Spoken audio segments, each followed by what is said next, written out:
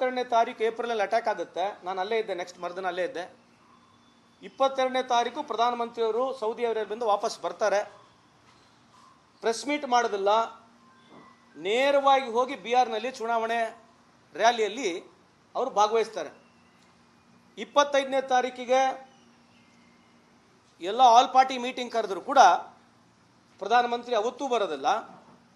ಅದಾದ ನಂತರ ಯಾವಾಗ ಯುದ್ಧ ಪ್ರಾರಂಭ ಆಯಿತು, ಅದಾದಮೇಲೆ ಕೂಡ 8ನೇ ತಾರೀಕನ್ನು ನಾನು ಭಾವಿಸ್ತಾ ಇದ್ದೀನಿ. ಬಹುಶಃ ಅವತ್ತು ಆಲ್ ಪಾರ್ಟಿ ಮೀಟಿಂಗ್ ಕರೆದ್ರೆ ಪ್ರಧಾನಮಂತ್ರಿ ಬರೋದಿಲ್ಲ. ಏನು ಮೆಸೇಜ್ ಕೊಡ್ಬೇಕಂತಿದ್ದಾರೆ ಪ್ರಧಾನಮಂತ್ರಿಯವರು?